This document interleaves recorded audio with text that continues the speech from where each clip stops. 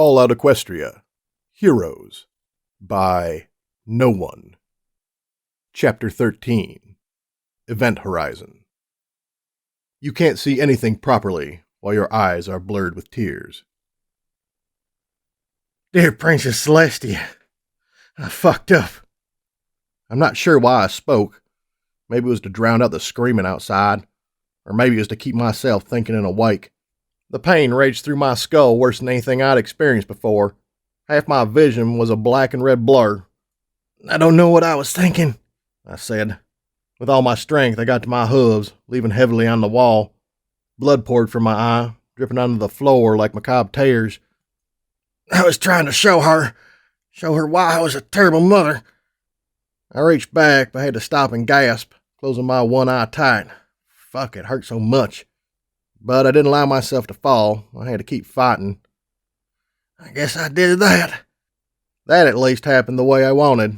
Everything else, well, I guess you could call it temporary insanity. Or maybe in me. I never should have trusted some pony named Dragon Slayer. Should have never taken the job. I never should have taken the shot. I never should have set that colt on fire. In my mind, he was still burning. I doubted he'd ever go out. So I murdered a child to teach another lesson, and I killed a village. More than a village. I reached back and opened up my saddlebags. Sitting on top of the assorted junk was a vial of Med-X. You know, I wasn't sure where I bought it from, but it was there. Always waiting for me when I needed it, and it seemed I needed it a lot. Are you even up there, Celestia? I doubted it. Part of me still had that foal-like belief she was watching over us, but I found it hard to believe. Can you see me? I jammed the vial into my back. The pain faded, but it didn't leave me completely. How could it? I lost my eye. Still, it was enough to keep me upright. Do you hate me, Celestia? You should. I'm not a very good pony. I took a few steps and subtly shifted uncomfortably on my back. I killed that colt. I saw him burn. You should hate me. Could have got us hate. That's a stupid question. Of course they couldn't. I stepped out of the room. Was the hallway always this long? I took a few more steps, my knees shaking. Damn it, I took the vial. I shouldn't be hurt. I should be strong. I knew I only had a single vial left. I don't know how I knew, but I knew. For what it's worth, Celestia, I'm sorry. I stumbled into the nearest wall with a thud. Was the room spinning? Room shouldn't spin. So much spinning. Across the hall, I thought I could see Wildfire smiling at me. She wasn't real, but I saw her. I blinked, and she was gone. But I could hear her voice in my ears. You're working yourself too hard. Take a break. No breaks. Ponies were dying because of me. Because I make stupid choices. I took a job to start a war, but I always took a job to end one if it started. That mattered too. I'll try harder. I'm sorry. I've learned something important. My leg collapsed, bringing me to a knee. It shouldn't hurt so much. I was only shot once. Only once. I learned. There was a figure in front of me. I could barely see. Celestia? What? The voice. I knew that voice. You're Celestia's ghost. What happened to your eye? High stakes. That was it. Come on, there's a battle out there. If you fight, you'll die. We need to get you to safety. No. I shook my head, sending spikes of flame into my brain. Med-X in my bag, healing potion and what? What was I going to say?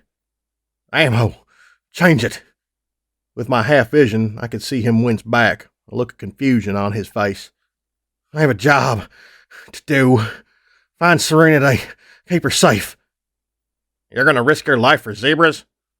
Zebras I brought into this. Zebras I killed. Yes, of course. I had a contract and I had to prove to myself and Celestia that I wasn't a lost cause. You're insane. Behind him, I could see Wildfire smiling at me. Of course I was insane. How could I be anything else? Ever since the orb. Maybe before. Do it. He gave me the potions, and a few seconds later, the Med-X was flowing through me, and I could feel my eye stitching itself back together. Sort of. My sight didn't return, though, and the look on High Stake's face was enough for me to realize it was a lost cause. "Thank you," I grumbled, my mind clear and the visions gone. "I'll find your daughter." Was he mocking me or being earnest? Being around Flair so long, I couldn't even tell the difference. I wished Flair was there. He always knew how to lighten the mood, even at the expense of my pride. "First," with a delicate magical touch, he tore off a piece of the tapestry hanging on the hallway and quickly fashioned me an eye bandage patch ugly thingy. "keep it clean. Maybe if we can find a pony with medical skill, it can be salvaged. If not, then at least you'll be free from infections." "Thanks," I said again, and stormed my way down the hallway. Upon reaching the stairs, I half ran, half slid down them. I was 3 stories up, and I needed to get to ground as fast as equinely possible. I couldn't risk not being as fast as possible. I don't know how, but I was going to stop this massacre, this battle I started. Just as I got to the bottom step, the door burst open. How long had it been since they started fighting? How had they gotten so far so fast? The pony that broke down the door was a bulky stallion in mercenary armor. 2 more followed after him. Why were semi-religious protesters so well armed? It didn't make sense. Subtly fired. I managed to take 2 of them down in 3 consecutive shots. The third, a mare with red hair, darted off to my right, into my blind spot. Grunting in annoyance, I slid into cover behind a large desk. Bullets pierced through it in a flurry of splinters, as easy as a fish through water, but since she couldn't see where I was, every shot missed. Cover didn't necessarily mean protection, but it could still save your life. The burst of fire stopped, and I could have swore I heard the sound of a gun reloading. No time to lose. I jumped up, slamming my forelegs into the table for stability. I must have accidentally hit a button on my pit buck as suddenly everything whooshed. The sounds of battle were gone. Everything seemed so deathly still. I could still see the red-maned mare in front of me in perfect detail. Suddenly, I was staring at words. Amber words seemed to fill my vision. "Welcome to Sat's stable." I started to read, only to find my frustration I was unable to move my lips when I read. That made things difficult. Okay, needed to get out of Twilight Sparkle Zone and... "Skip," I said, reading an amber word near the bottom of my mind text. Suddenly the message vanished, leaving me still very still. The mare across the room was highlighted in an eerie amber glow, and for some reason her head's glowing highlight thingy was thicker. Beside it were more glowing words, 95, and then some sort of mathy symbol I didn't recognize. Sure, that sounded good, I guess. Off to the side I saw a flash of words, and then suddenly I was back in reality. Subtly fired without me even realizing. The mare's head became a red smear on the wall, and all over the room, really. It was a little disappointing to see the majestic and aged carpet on the floor splattered and destroyed because of me. Of course, it'd be more disappointing if I didn't get out of here and stop the fighting. I ran through the door of the building, trying to forget my strange time standing still adventure, and into hell. Somehow the camp had caught fire almost completely, and all the ponies from it were flooding into Kharkov like a stampede. Bloody battles seemed to be taking place in every house, but I had no idea who was winning. Celestia's vision seemed to have split into various smaller, torch-bearing mobs. Each was headed by 2 ponies in heavy mercenary-style armor. The groups fanned out across the town, picking houses at random and setting fire to them, and killing any zebras that got too close. You would think that this was a clear indication of who was winning, but... A single zebra burst out of the remains of a house, blood drenching his face. One of the mercenaries sent out a blisteringly fast burst from his automatic rifles, only to hit nothing but air. In all my life, I'd never seen anyone move so fast. The zebra ducked and weaved, not a single bullet hitting him, and slammed his forelegs into the pony's head. It snapped backward with a sickening crunch. The pony fell, and the zebra went to work on the rest of the mob. Why didn't they just do that in the first place? Strange. I turned to see Zahini standing beside me, his face grim. You show up, and suddenly everything goes to hell. Is there some sort of secret you do not wish to tell? Wait, was he talking in rhyme? This really wasn't the time. I should kill you. Please don't, I grunted, a numb pain washing through me. Trying to save you. I ignored him. There really wasn't time to talk. Instead, I charged a nearby mob of 20 ponies. The mercenary directing the group tilted her head at me as I charged. I could see the confusion in her eyes. I guess in her mind there was no way a pony would be rushing to defend zebras. Maybe that was true, but she hadn't taken into account just how colossally stupid I could be. The mare got off a single shot from her pistol before I rammed her. Sticking my head between her forelegs, I lifted her up with my neck and then sent her soaring through the air. The second mercenary in the group turned to me, firing off a shot that embedded itself into my Barden. Subtlety was faster than he was, as it took off his head at the neck before he could fire a second shot. Gore splattered the mob, and I saw their collective eyes go wide. Just like that, they scattered, most running for other small groups or back towards the burning camp. Good. Run, I said. In the part of my vision obscured by the eye patch, I saw a splash of red. Wildfire was there in my blinded vision, shaking her head at me. Go away, I said to her. You're dead. She didn't, so I ignored her and charged off. If I could, I would find Righteous Song, the leader of Celestia's vision, and use her to stop this madness I caused. Serenity would never forgive me for this. That much I was sure, but I wasn't even sure if I could forgive myself anymore.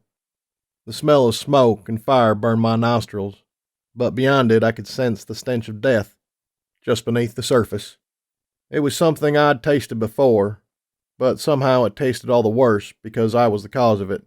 Fuck, depressing thoughts. Go away. I had ponies to save.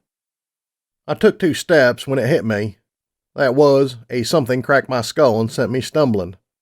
Fuck my ability to see right. I turned and aimed subtly to see a striped muzzle glaring at me. Magical time-stopping powers activate. Nothing. Fuck. Wait! The zebra ignored my call and charged me. Her hoof blow was deflected off my metal leg. Stop it, I said. She turned and bucked. My neck snapped back, just dodging her hooves. Damn, she was fast. I said, as I ducked at a hoof strike. Let me! I caught her hoof with my metal leg. Speak! With all my strength, I threw her into the ground. I watched her skid across the ground before saying, okay? The mare slowly got to her hooves, but said nothing. Unfortunately, she also didn't stay long enough to let me speak my piece, and instead ran off into the den of war to find an easier target to fight. Fuck, this was... Gunfire erupted, and bullets slammed into my legs and chest and sent me stumbling to a knee. Shit. Well, that's okay. I wanted to lose more blood anyway. I gritted my teeth and looked up to see one of the mercenary ponies pointing a rifle at my head. My shoulder burned as the aura around the rifle glowed. Looking up at the barrel of the gun, I gave a grim smile. Just pull the trigger. Aimed it. I started this battle. It was only fitting I died during it. Do it. Do it, I said. The pony behind the gun balked, startled by my words. Good. I didn't want to die anyway. I batted the rifle away with my pit buck, stumbled to my hooves, and blew his face off. He should have killed me. It would have been more just. But since when did the wasteland care about justice? I shook the thoughts out of my mind. Screams of pain came from all around. Damn it smelled so bad. Why did I have to do this? I closed my eye, but all I could see was the colt burning and Wildfire's disappointed green eyes. I wasn't sure what was worse. It didn't matter. I had to stop this, somehow. All around me was chaos. How was I supposed to? There was a scream. It sounded like Serenity. I took off in the direction of the scream. A mob of ponies were in my way, so I crashed into them. And trust me, when I crashed into ponies, they got the fuck out of the way or got crushed. It didn't matter to me which. That scream was embedded in my mind, and that's all I could focus on. It was strange I orchestrated this whole thing to make Serenity hate me, but still charged in when I thought she was in danger. In the end, it wasn't even Serenity. Instead, when I got my way through the crowd of murderous pastel ponies, I found a white pony with a long blonde mane standing over something. Not the children, she said. I told you all, they killed post-haste. Some pony in the mob spoke, but it could have been anyone. Why should we hold back? Silence! It was then I realized I'd found Righteous Song, and she was protecting a zebra child from harm. Are we not better than they? Are you comparing our actions to savages? So does that not make you too a savage? The crowd quieted. This was to be a last resort, but if we cannot stop the murder of children, how can we presume to be in the right? The mayor stood, her hair blowing in the wind. "Call the steel hooves! Tell them to retreat! We have taught the zebras a lesson today. We cannot continue killing foals." The mob stopped, but did not do what was asked. "Now!" she screamed, and the mob scattered. She stood protectively over the striped form. She was here to kick these zebras out of their homes. Why did she care? Her eyes snapped to me. "Who are you? I don't recognize you. What do you want?" "You're her mother, aren't you?" I guessed. Her features softened just a little bit. I wasn't sure how I knew. It was just the way she was standing over the foal protecting him. I'd seen it before. "You look injured. I will have the medics look after you." She turned away. All around, the ponies were fleeing, but the zebras didn't follow. It seemed that after the ponies they were fighting turned to run, the zebras refused to follow. It didn't make much sense. "We need to leave now." I didn't. Instead, I turned my eyes to the sky. I heard it before I saw it peek over the horizon. A huge black vehicle flying through the sky. A vertibuck. I'd seen them before around Dais, but why would they be out here? It made no sense. Until I realized I had told Flair to meet us here. Well, at least he came in style. Of course, my medics had to wear off then. Even as Righteous Song fled, I fell and face-planted into the muddy dirt. Yum, dirt. I closed my eye and let myself drift into pain-fueled unconsciousness.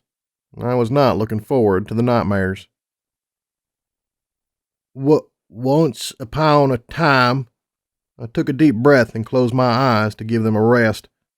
Not too long, though, because I could feel Wildfire's stern gaze. Opening them back up, I looked down at the book and the row after row of squiggly writing. How could any pony look at this and understand? It wasn't that hard to find my spot, though. I was still on the first line. "And the I scrunched up my muzzle at the word and tried to sound it out. "Magic, clay." "Magical, hon." Wildfire's voice was soft, yet for some reason I still felt a fool for not getting it. "Magical," I said again, and tried to continue. "Land of..." What the hell was that? Words should not be that long. It was. "A cool rest." I blinked and rubbed my eyes with a hoof. I could do this. These were just stupid words every pony else could read, so damn it, I would too, even if it killed me. I looked down at the troublesome word. Yep, definitely kill me. Equestria. I winced at what even I knew was a mangling of the word. I peeked over to Wildfire standing beside me. Turns out she was just as beautiful as the last time I looked, only her green eyes seemed sad. No, that was not the right word. Her eyes looked to be pitying me. If there was a clear indication I got the word wrong, I didn't know. "Silver." I winced at her tone. "Where do we live?" I looked down at the word again. That word does not look like Marefort. She chuckled softly. "No, hon. Try again." Try again? I stared at her blankly. We did live in Marefort. What else could you be saying? "Equestria." Oh! I perked up and went back to the word. Now that she mentioned it, it did look a lot like Equestria. I was not a smart pony. Reading should be left for eggheads. Not that Wildfire would let me stop. She had ways of making me do what she wanted. Okay, next part. Equestria. There were two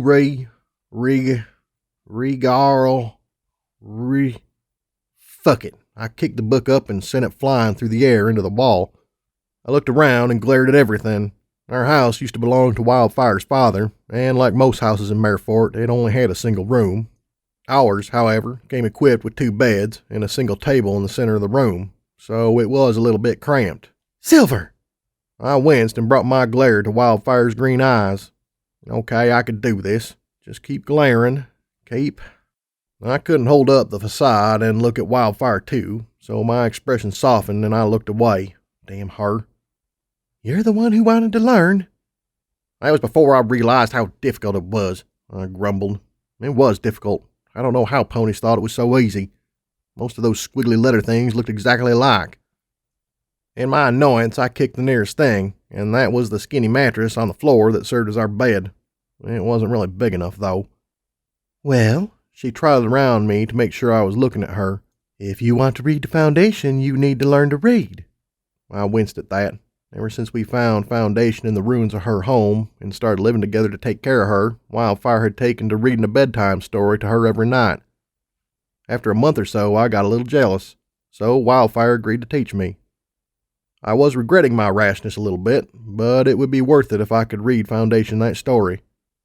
I sat down on the mattress bed thing. I need a break. Oh. Suddenly, her muzzle was way too close to mine.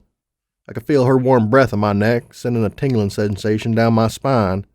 Well, hon, I know how to make you relax. Stop it! Was I blushing? I knew she did this just to make me flustered. I don't swing that way. You did last night.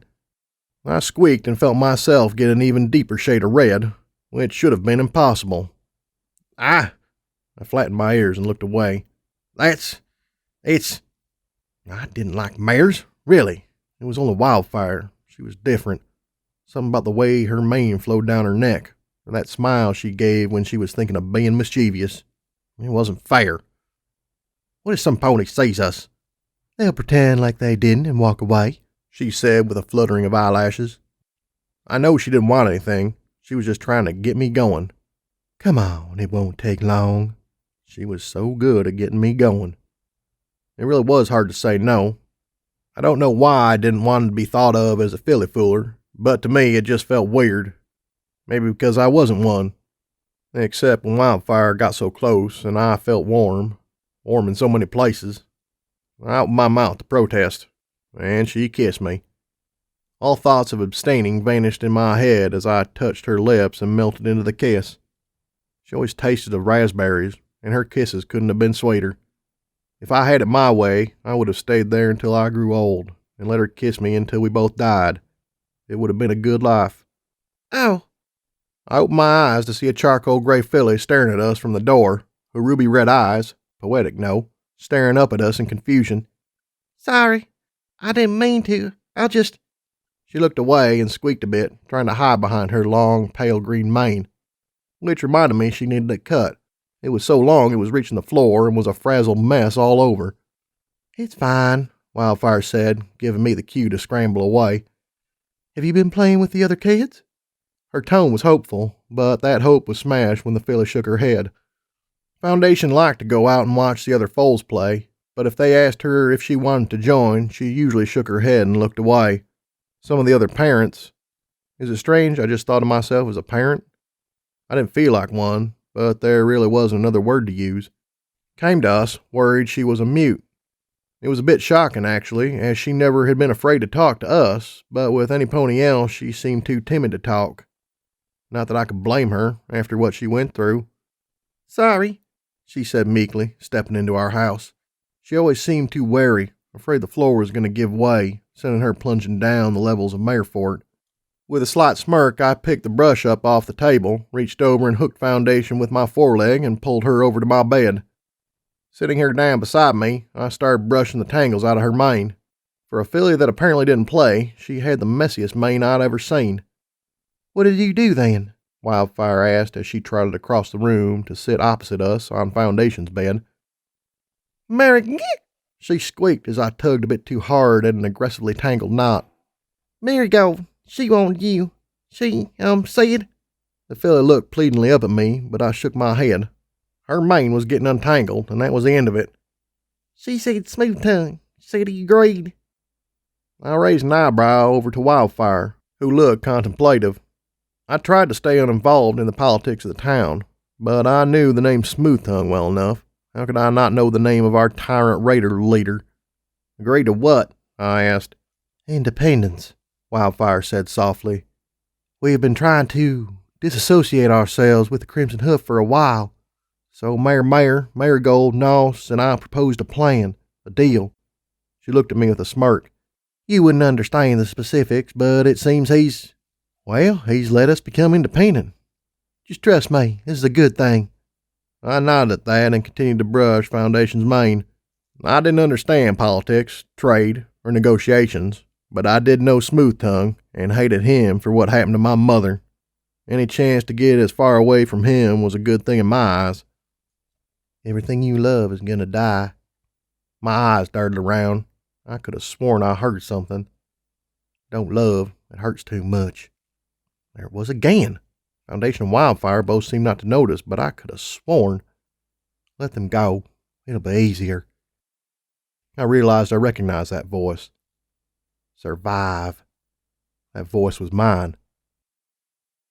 My eyes fluttered open. Sorry, that should have been I.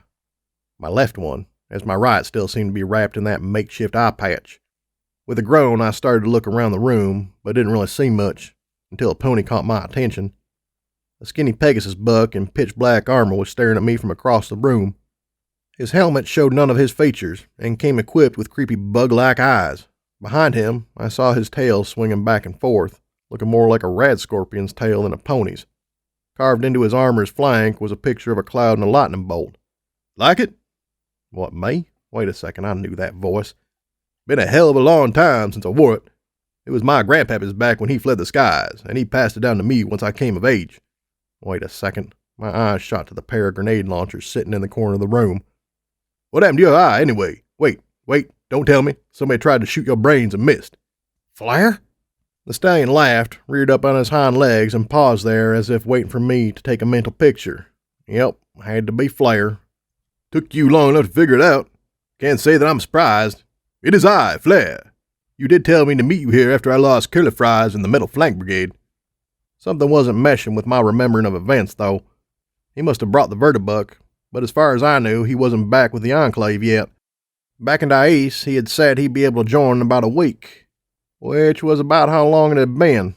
But if he had joined back with the remnants, why even come back to us at all? And why would he bring that flying thingy? So, I said, I suppose you should know the remnants were hired by a house to bring you back once you finished this task. I knew Flare well enough to know that he was smirking at me. Considering what I saw outside, I'm guessing you were just about done here. Didn't take you long at all, did it? No, it didn't. Apparently starting a war was as easy as shooting a kid. Post haste, I reminded myself. It was important to remember his name. What happened? My throat felt scratchy. Funny, I was about to ask you the same thing. He whipped his scorpion tail back and forth. Not that you ever know. From what I hear, somehow, both sides say the other shot first. There was fighting until Celestia's vision retreated. Then, according to Agna, the Steelhoof Mercenary Company broke its contract with Righteous Song, forcing her to take her cult back to Dais, or risk being slaughtered in the inevitable Zebra counterattack. Congratulations. Whatever you did got the two sides to leave each other alone. At the price of how many lives? I didn't feel all that victorious. Cheer up, Mopey. There's going to be a fight no matter what. All you did was make 'em fight sooner. Maybe that was true, but I couldn't get the memory of post-haste burning out of my head. Even if the two sides did fight, without me here, post-haste wouldn't have burned. Great. I make my triumphant return to find all my traveling buddies are depressed. He shook his head and used his forehooves to pry off his helmet. Yep, it was definitely Flare under that armor. I think he looked more badass without the helmet on, because it made me realize it was in fact Flare I was talking to. And the contrast from what Flare was like when I met him to what he was like now was so strong it was hard not to be wowed. Serenity, I said. Right, last time I saw her she watched me murder a colt. Fuck, she was gonna hate me. I know that's what I wanted. Didn't make me feel any better about it though. She needed to hate me so she could learn how not to act, but still it hurt. Last time I saw her, she was sitting in the corner replacing Scooterborg's tail with wires. Right, not creepy at all. I rolled off the bed. Oh, I was lying on a bed. I guess that was important. I moved to the door. Really? You're leaving? And here I thought you missed me. Such a shame. Shouldn't you, ask about what happened? Or, how about where you are? These are important things. Shut up. Serenity was more important. Besides, looking around the room, I could see that it was the center building in Kharkov. This obviously meant that there had been enough survivors that they could afford to give me medical attention, and that they believed I was on their side because of my actions during the battle, meaning they were stupid for not realizing what I did. Come on, Flare gave a weary sigh and followed me into the hallway. Apparently I was getting smarter, because as soon as I entered I could tell what floor I was on. You see, one of those tapestries hanging on the wall was ripped, meaning it probably was the tapestry used to make my eye patch, meaning I was on the 3rd floor. Across the hall, I could see a small zebra stare at me with shock before quickly scurrying out of view. We didn't make it 2 steps before High Stakes appeared out of a side room. Wait, was he smiling at me? That couldn't be right. I see you got her to wake up. Hey, don't talk around me. She's a heavy sleeper, Flair said with a shrug. Might have something to do with losing an eye. I hear that saps the energy right out of you. Tell me about it. The fact that half my vision was obscured didn't help anything at all. Fighting was going to be a pain in the flank. Mr. House will be glad to see you are up and running. Once you're done with whatever it is you are doing, we should leave. It is not wise to keep him waiting. Why did it even matter? After he learned how I bungled this job, I wasn't going to get a job with him. Though first I should ask you what you did when you kicked me out. Fuck off! I stormed past him, shoving him into the wall with my shoulder. Behind me, I could hear Flair say, Don't mind her. She's surly in the mornings and afternoons, evenings as well, and it's best not to speak to her at night either. Why did I miss Flair again? It certainly wasn't his wit. I hated his wit.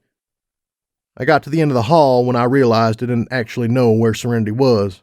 And I suppose that would have been a problem if I wasn't blessed with the ability to burn around magic, or something. Basically, I could feel the tingling sensation in my shoulder to let me knew magic was nearby. More specifically, Serenity's magic. And I followed it. Second door on the right, and there she was. I found her sitting in the room from which I had shot post-haste, sitting on the same boxes where I'd made her watch. I wasn't even sure she was aware. She was just half leaning out the window, staring at the setting sun while she brushed Scooterborg's tail. I should mention that the tail had, in fact, been replaced by a series of thin wires. For a second, I didn't think she heard me walk in. Why? She asked, not turning around. Maybe she was afraid to see me. I couldn't blame her. Between my lack of an ear, lack of an eye, and lack of a soul, I was not a pretty sight. Why did you? She choked up. It didn't take an egghead to realize she was crying. This is the sort of thing I was trying to avoid. I started. I didn't mean to shoot the child, is what I wanted to say. It felt hollow, though. I was deluding myself if I thought the battle wasn't going to kill children. Maybe it was better if she saw me shoot him. Let her know who I really was. I started again. I couldn't think of anything to say. I did a horrible thing. I deserve to be hated. I'm sorry. You're horrible. I was. You're a monster. I couldn't argue with that. I hate you. You should. Go away. I turned and walked away. Mission accomplished. This is what I wanted, wasn't it? I wanted her to hate me, to fear me, to think I was a monster. She had seen me as I truly was. How else was she going to stop idolizing me? How else was she going to learn to be a better pony? But if everything had gone according to plan, how come I couldn't stop crying? Are you sure there's nothing else we can do for you? Agna, the zebra elder, said as she followed us out of the center building. Serenity reluctantly came out as well, though she stayed as far away from me as possible. No, you've done enough. I'd done enough. At least 5 of the homes in Kharkov were nothing more than smoke and rubble heaps, and 3 more of the ones I saw were burned badly enough to be unusable. The air stank of death and smoke, making it hard to breathe. In the center of the town, the black vertibird stayed parked, attended by no less than 5 black armored Pegasi. Throughout the town, zebras zipped back and forth, carrying corpses, fixing up broken buildings, moving wreckage. But the zebras made sure not to get close to the Pegasi, and the Pegasi made sure to avoid the zebras. Are you sure? The old zebra seemed honest, almost eager. A long shot from the way she was when we first met. I saw you out there, were it not for you convincing that bitch to leave. Did she really think that was all I'd done? She had made the choice on her own. All I did was watch. That wasn't even my plan. I was just going to shoot her until she got them to surrender. No, I said. Out of the corner of my good eye, I saw 2 zebras carrying a corpse away.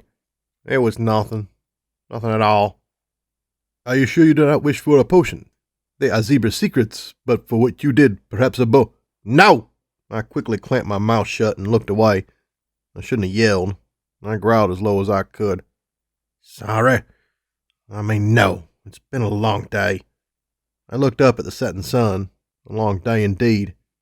Had we really only been here for a single day? It felt like so much longer. So many died today. The mayor looked down, but nodded. They shall be returned to their ancestors. We have lost many, but this is nothing new. We will survive. It is what we have always done. She looked so very tired. But if you must, please go on your way. Some of my clan do not care much for ponies. It is not hard to see why. Not at all. We will go. Sorry, I said. It is not your fault, child. I tried to open my mouth to say something, but words refused to come. So instead, I walked past her and towards the vertibuck. Flair flapped ahead of me and gave me something of a stern look under his helmet. Will you be okay to fly? Huh? Something about his voice sounded weird. I chalked it up to the helmet. Because the last time you flew, you nearly wet yourself, and this trip will be long. You should go to the bathroom. I cut him off by pushing past and stepping into the flying machine. I'd be lying if I said I wasn't a little bit nervous, and I may have been shaken, just a little. Inside the vertibuck seating area was a single pale yellow Pegasus with a pure white mane and 2 clouds for a cutie mark. Hired gun, I presume, he said in a strangely commanding voice. I'm Skyfall. As Captain Flair has taken the duty of helping to fly us, I'll be accompanying you back to the east. Wait, this thing is powered by Pegasus? The Pegasus nodded once. That seems strange. And it's best not to question pre-war technology. Often the answers you get merely raise more questions. Right, whatever. He must have seen me looking around nervously. Do not fret, we are safe. This machine has never broken down on accident, and if it did, the Pegasus powering it would be able to glide us safely to the ground. Unless we were attacked. But who would attack us? Well, the Steel Rangers for a start. Molly and her gang, if she survived the explosion, which she probably had if she had sent an assassin after me. Not to mention Granny Dynamite if she realized I went behind her back to kill Roy. Well, 3 factions wasn't so bad. I might be exaggerating my infamy a bit anyway. But it made me feel good to think that so many ponies wanted me dead, even if it wasn't entirely true. Right. I took a seat as High Stakes and Serenity followed in behind.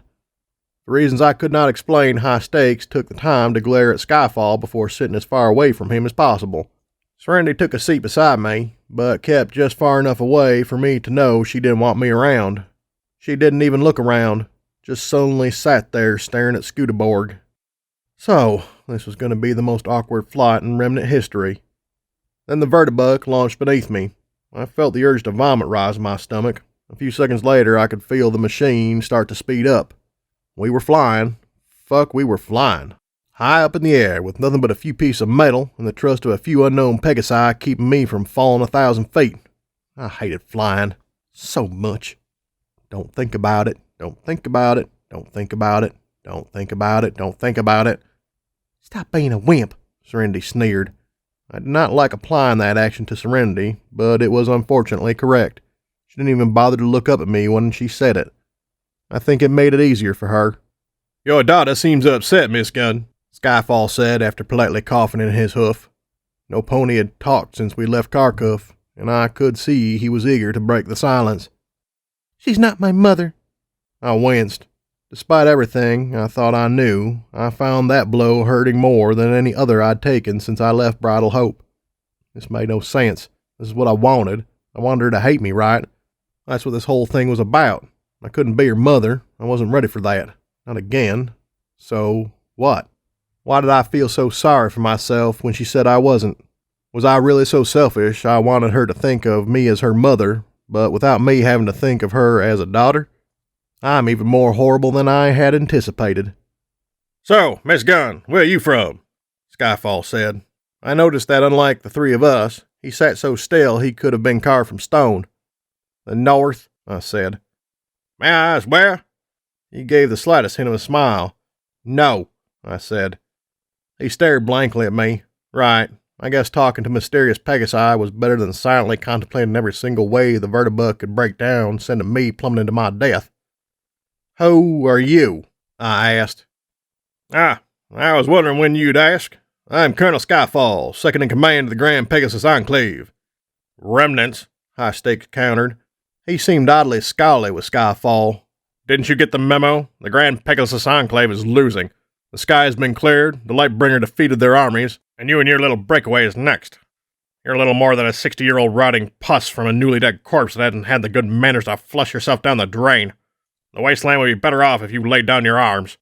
I may have been going out on a limb, but I'm guessing High Stakes didn't like Skyfall. Do I know you? Skyfall didn't react to the verbal onslaught at all. It was actually creepy. No, but I know you.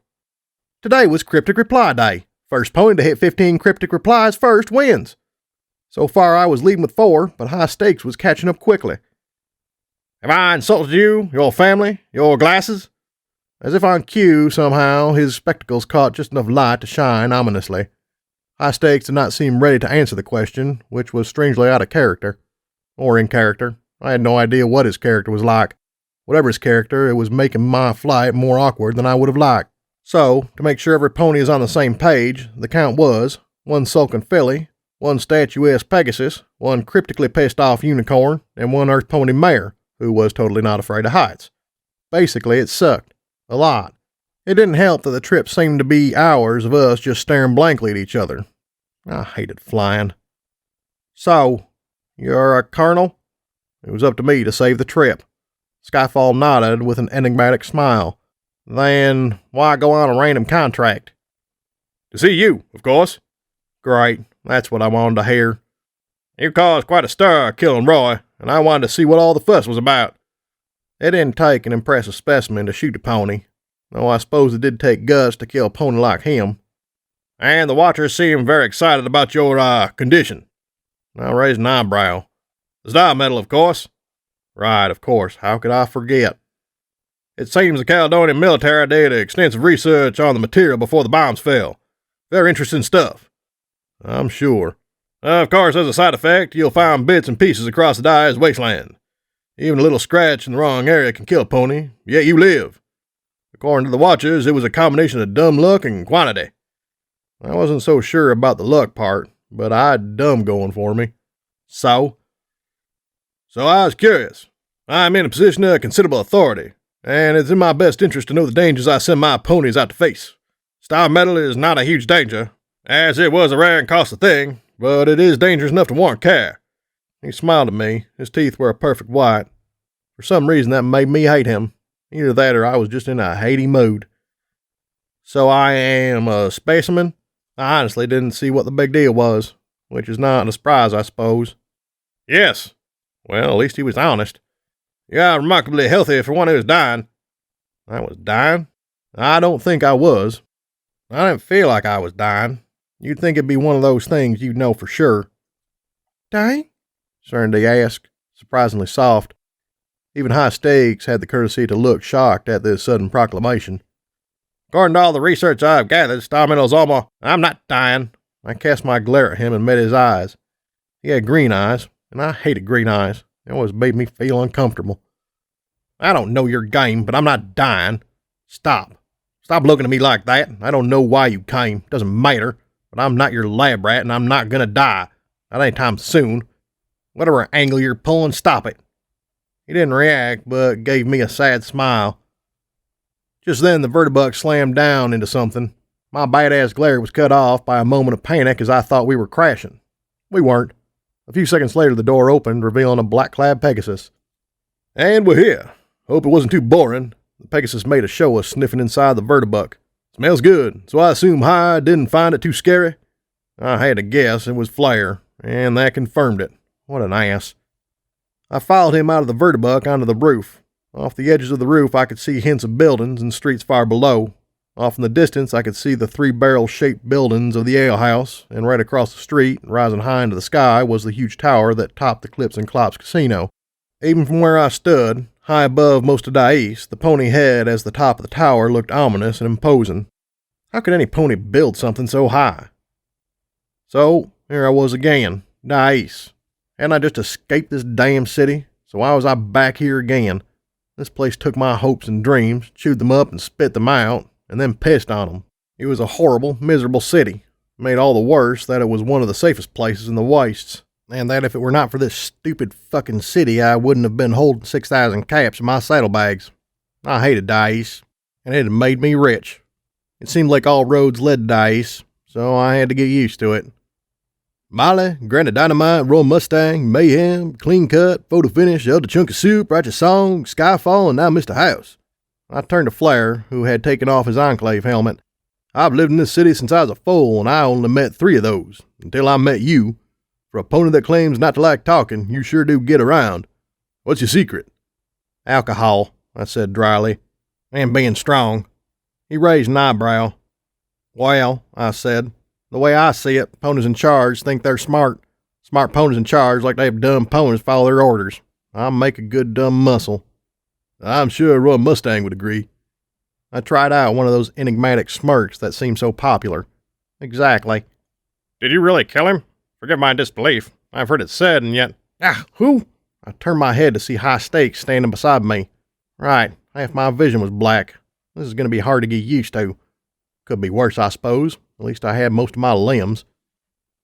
She killed him all right. Saw it, too. It was a classy move. Though it would have been nice if some of us were in on the plan before you did it. I turned my head to see Flair hanging upside down, grinning at me. I would have smiled had Serenity not spoken up, her tone dark. Let's just go already. A pink thing darted past us and into the waiting darkness of the rest of the rooftop. Eventually, we were going to have to talk. A real one. And my gut was already tearing itself apart in anticipation. Oh! A voice behind me. Fuck all these ponies. I remember a time when I actually got some peace and quiet to be over-emotional. I turned to see Skyfall waving at me as the vertibuck started to ascend. Take Captain Flair for me, and try not to die too soon. I hate you, I hate you, I hate you. Also, as it turns out, I cannot in fact make ponies' heads explode with my thoughts. Starscream, right? The red buck with the royal blue mane smiled at me. What gave it away? He flapped his robotic wings a little. Is it because I'm an alicorn? He wasn't, not really. I mean, it was pretty cool that he was a unicorn that got augmented wings, but that didn't make him an alicorn. They were something special. I'd met him once before, right after I killed Roy. We didn't have the chance to talk much, as I had to run for my life, but I knew he worked for Mr. House. Honestly, I was a bit surprised to find him here.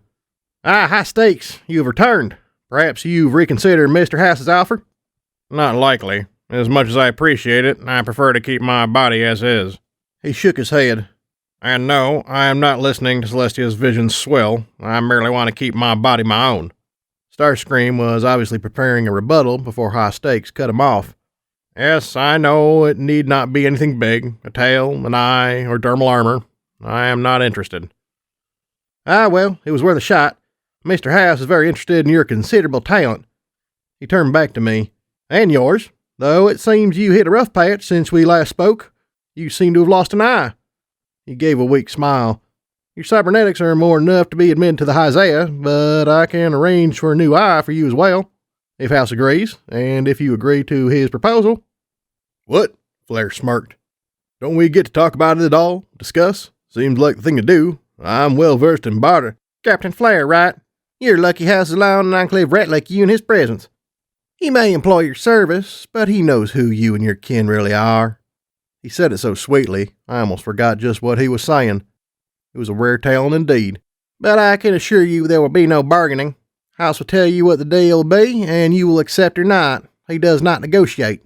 If he is feeling generous, he'll allow you time to think. The cybernetic alicorn kept on smiling. Also, I should be clear any deal he makes will be for you, hired gun, not your companions, and especially not the Enclave rat. Can we go in? It's cold. I suppose I should have mentioned that we were still standing on the roof, right in front of the entrance to the Black Salamander Hotel and Casino and whatever else. It seemed ever since the clouds had fled that the nights had been getting cooler. I blame magic. Oh, Starscream said from the open doorway. Right this way. It was at that moment that I realized I was leading Serenity into what could only be considered cybernetic heaven, and she didn't react. She just stared at the floor. It was kind of depressing. Like everything else that happened today, I was sensing a pattern. The casino, hospital thing, from now on I'm calling it the BS because it lacks a pithy name. Anyway, the BS was fairly clean and very well lit. The other casinos I'd been in were lit well enough so that I could see, but it seemed Mr. House was obsessed with keeping every light on at all times. I could only imagine it was just another dick-waving maneuver, same as why he only fully employed cyborgs. The actual style of the BS left much to be desired. It wasn't bad, but it didn't give me anything to latch onto. The moon left me feeling dark and dirty, as was intended, and the alehouse looked like a mix of class and debauchery, while the clips and clops made me want to eat a lot of cake. But as I walked through the halls of the BS, I didn't get any impression at all. Maybe that was on purpose. It just felt so bland and sterile. Evidently, I should have gotten a cutie mark in interior decorating, the way I was analyzing the hotel. Starscream eventually led us to what could only be Mr. House's meeting chamber. I made sure to put on my shades before entering. It's always good to make an impression. It had to be, because it was a huge semicircular room with giant windows that faced ice covering the entirety of a section of wall. Directly in front of an array of computer terminals was a giant monitor that looked to be 10 times larger than was necessary. The rest of the room, however, seemed pretty fancy as well. Expensive-looking couches, lamps, and what looked like a door on the right side led to a personal bedroom, though that was only a guess. In terms of extravagance, it was slightly below Roy's huge penthouse suite, but above the offices of the other gang leaders I met. "Hello," the computer said. Wait a second. I stepped forward and let my companions file in behind me and watch the computer screen. If you're keeping track, Starscream was standing by the door, High Stakes to my left, Flare to my right, and Serenity far behind me glumly looking at Scooterborg and not saying much. Idly I wondered if Scooterborg could become a High. On the enormous oversized screen was a picture of a classy-looking stallion with a pencil mustache. For reasons I couldn't explain, the screen was rather staticky and the voice fuzzy. You'd think he had gotten an upgrade. "I am Mr. House. I've been This is such bullshit!" I turned my startled gaze to Serenity after her outburst, to find her glaring at the screen. "You can't just talk to us from a screen. Do you have any idea what we went through to do your stupid job? At least talk to us face to face, stupid." "Ha! You are a smart filly." Was the computer laughing? "Most take hours before they ask. Yes, I'll show myself." So it wasn't just a voice or something. That was slightly disappointing. The door on the right side of the room cracked open. If you guessed that was where he was hiding, give yourself a cookie now. Mr. House came out of the door. He was not exactly what I'd been expecting. He was a short-statured earth pony, wearing a classy suit and a hat. Surprisingly, from what I could see, he had exactly zero cybernetics. Considering his pretense of making all his employees cyborgs, I couldn't help but feel cheated. Oh, and he was a ghoul. It was the easiest way to survive 200 years. "I," he said, trotting in front of his giant computer screen, "I am Mr. House." He gave us a mocking bow. "You are hired gun. Do not bother with introductions. I know all about you. Yes, it's not every day a cyborg wanders into the East and kills a gang leader. And let me just say, you are horrible." What? "You made a sloppy mess of your schemes. Your killing Roy, well, not a bad idea, was executed, if you'll pardon the pun, poorly enough that any pony with sufficient information network could have deduced you were the pony who did it. Dozens of better mercs walk into the ice every year, and most don't get half the chance you are getting now. I'm not hiring you because you are anything special. You are not. I'm not hiring you because of whatever the Star Medal has done to your insides. It does not matter. I'm not hiring you because you are smart, or talented, or good at your job. You are not. I am hiring you because, for good or ill, you have become known in my city. What is more, known as a cyborg. I am the cybernetic paragon in this city, and I do not like cyborgs getting loose and sullying the name of my industry. For this reason, I plan to claim you. Hopefully, by you agreeing, I can teach you how not to fuck up an assassination." He paced when he talked, and it was hard not to stand up straighter as he criticized me. He was clearly a pony that was used to being in charge. Oh, and he kept talking. "On the other hoof, I thoroughly enjoyed you throwing a wrench into Molly's schemes. She is a transparent ass, and I had plans to stop her before she got too far. But seeing an idiot throw her for a loop, well, that was juicy. I assume she must have insulted you something fierce for you to go so far out of your way to mess up her plans and incriminate her in the death of Roy as well." He grinned with his stained yellow teeth. It was interesting. Unlike other ghouls I'd known, his voice lacked the cracked, gravelly feeling. Maybe he had a voice synthesizer cybernetic? Now that is over, High Stakes, your report. Yes, High Stakes seemed to stand straighter out of the corner of my eye. Well, she appears to be an idiot. Yay, a glowing review. However, she is an honest one. From what I have seen and the reports I have gathered, she is very, very strict when it comes to upholding her contract. Her lack of planning skills is made up for by a strength that is at times frightening. And the child? The liability, he admitted, though a small one. It seems few ponies last long after threatening her. Mr. Howe seemed unimpressed. I was okay with that. Your recommendation? Important but non-critical missions, preferably outside the city where you may disassociate her if she goes off the rails, and where she can cause as much carnage as possible. Mr. Howe seemed to think about that for too long, so High Stakes continued. She is not, as you can imagine, suited for infiltration or subterfuge. Now that part confused me. If House tried to hire all cybernetics, it'd be assumed that any pony with cybernetics was working for him. In fact, Molly assumed I was at one point. So how could they spy? After a few minutes of rumination, I realized not all cybernetics were as obvious as a metal leg, like organ transplants, dermal armor, or maybe an inner ear implant. I need to ask Serenity. Oh wait, she hated me. Fuck. Though? Oh, turns out High Stakes was still talking. That's all these important type ponies did. Talk and talk and talk until their tongues fell off. I would not put her on guard duty either. She is strong, but not perceptive, and prone to boredom. I was not. No pony believes that. Do you? Fuck. Still, send her against something that needs to die, messily, and they will die come hell or high water. Is that sufficient? House nodded. Now, can I ask why I am the one to give this report rather than, say, an actual High-Zai? Mr. House chuckled. I appreciate your outside view. He turned back to me, bits of skin flaking off his face.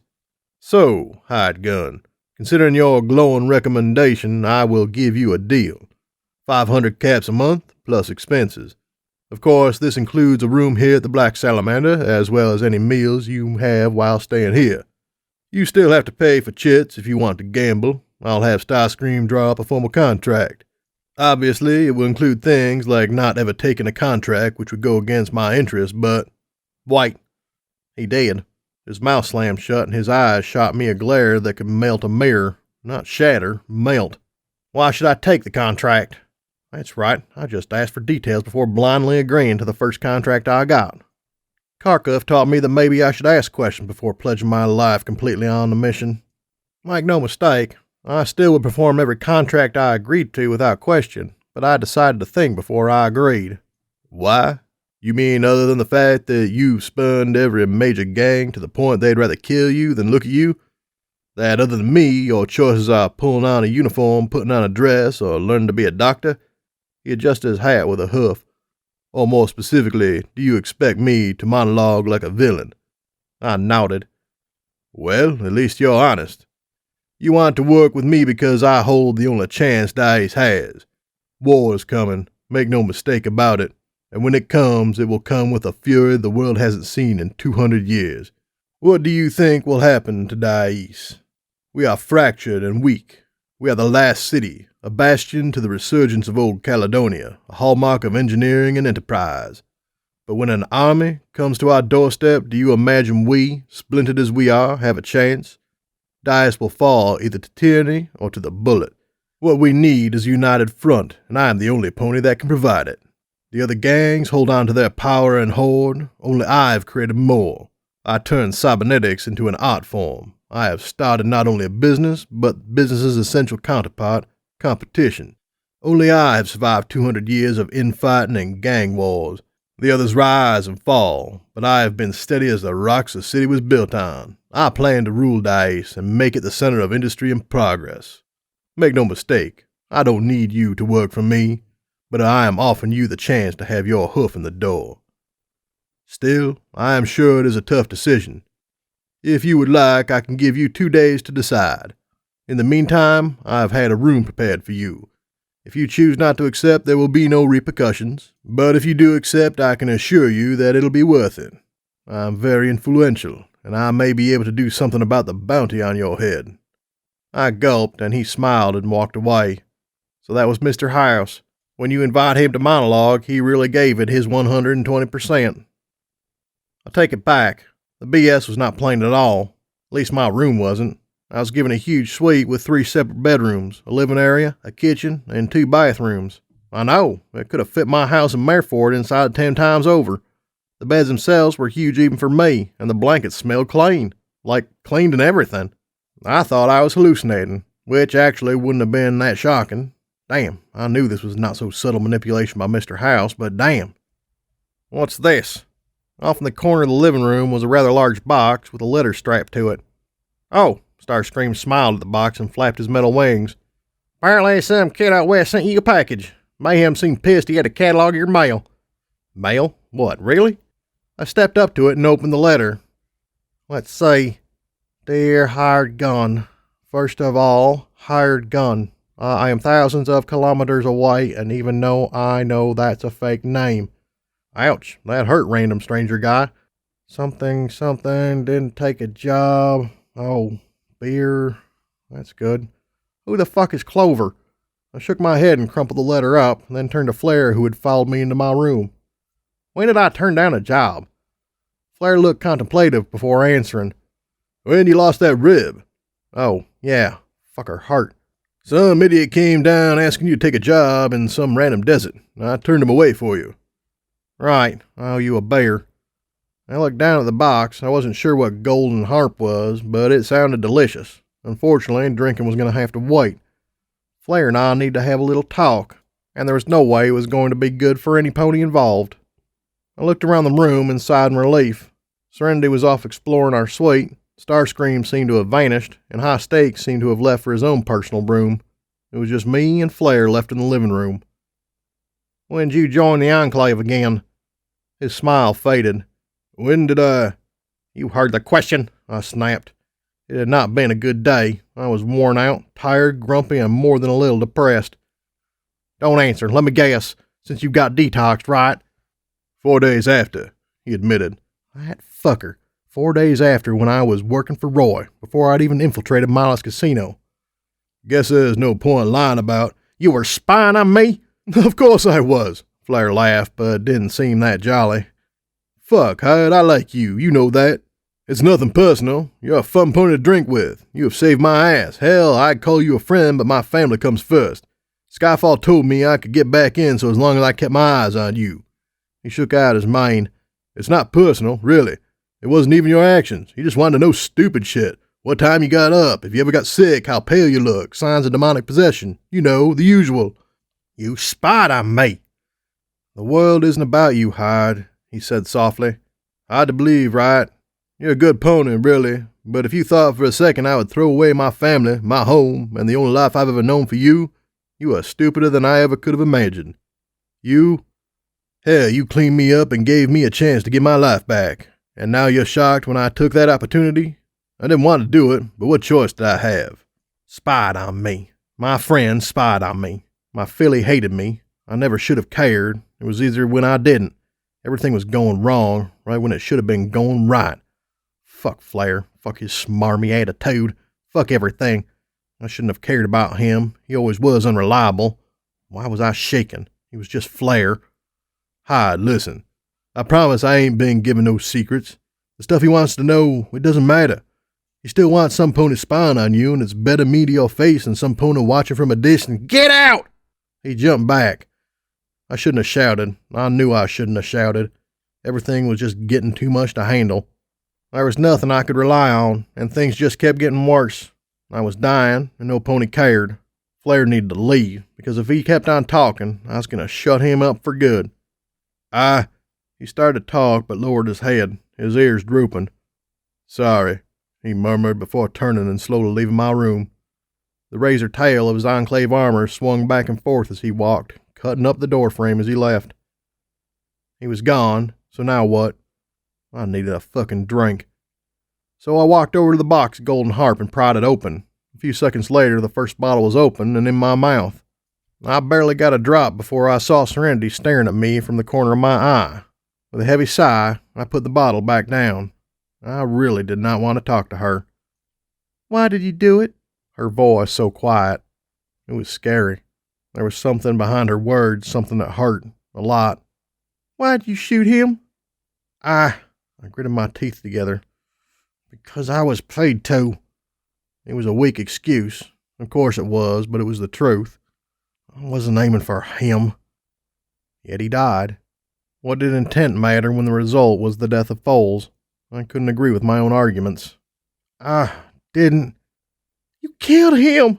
I winced. She was crying again. Of course she was. I was built up as an idol, something to praise, and now I took that out from under her. Her idol couldn't even make up a proper excuse. Her sad gray eyes seemed to ask, how could I ever want this monster to be my mother? I did, I said. Why? It was an accident. You don't even care. If she only knew how wrong she was. I thought you were different. I thought you were supposed to be. She sobbed back up at me. I did this to her. I made her see me for who I was. Part of me knew it was better for her to face the truth now, but the rest of me wanted to kick myself for hurting her. You saved me. So how could you kill him? I bit the bridle, pulled the trigger, let the bullet fly. How? Easily. Killing ponies is the easy part. It's a living with yourself after that's tricky. I'm not a good pony. I looked away. You had to see. You deserve better. But I wanted you. You didn't have to take the job. You could have said no. You should have said no. You would have said no. You wanted to teach me a lesson. It's not fair. No, it wasn't fair. She may have been right. Maybe I did take the job just to show her I was horrible. Somehow that made me so much worse. She sniffed before wiping her nose with a foreleg. You were supposed to be my mama. Is that all you care about? Stop talking, Silver. Let it go. Don't get angry. Stop it. The words came out anyway. You say I don't care. Yet it doesn't matter to you who I am. You just want me to protect you, and who gives a fuck about my opinion on the matter? You're so desperate for a family you're trying to create one where one doesn't belong, and whenever we fail to live up to your ideals, you pout and cry until we do what you want. She's just a filly. Shut up, Silver. Why couldn't I just let it go? Didn't matter, and yet. You've been manipulating me since I saved you. I care, but you're trying to force me into a role I'm not ready for. That ain't right, and you know it. I can't do this, Serenity, and you're not making it any easier. I looked down at her. My mind was swimming. My whole body ached, and I was so mentally, physically, and emotionally exhausted I felt like falling over and never getting up. However, when I looked at her face, it made everything that much worse. It was twisted in a grimace that looked like she was trying to process 50 emotions all at once. She was looking at me, and for the first time she saw me for who I really was, a monster. So when she started to cry and fled the room, I didn't bother to chase her. I just stared blankly at where she had been. My mind tried to process the things I had just said to her. I tried to see how she must have felt. I really was a monster. Dear Princess Celestia, I mumbled, still in complete shock at what I'd said. I fucked up. I'm back in the city I hate. I stormed over and grabbed the still open bottle of Golden Harp. I chugged it in a single go, not even bothering to taste it. My soon-to-be employer knows I'm an idiot. I looked down at the open box. The bottles of beer stood ready for me, my own personal army. My friends spy on me. I grabbed the entire box in my teeth. The largest bedroom was only a few feet away, through a door, so I stormed in there and threw the box over the large bed. Bottles spilled out, covering it, but not a single one broke. Am I a filly? I flopped onto the bed and grabbed another bottle in my mouth. She ran away. Back to the Watchers, probably. I downed the bottle. Fuck, everything hurt so much. And I just wanted to stick a Med-X in my eye and make all the pain go away. I dropped the empty bottle, flopping back onto the bed. I may have been crying, but it didn't matter. None of it mattered. Serenity hates me. I made her hate me. I said horrible things to her because I'm horrible. I drank another bottle, and then another. Maybe if I drank enough, I could die, and this would all go away. Footnote: Level up. Something. You can't really remember what perk you took, but it was probably a stupid one.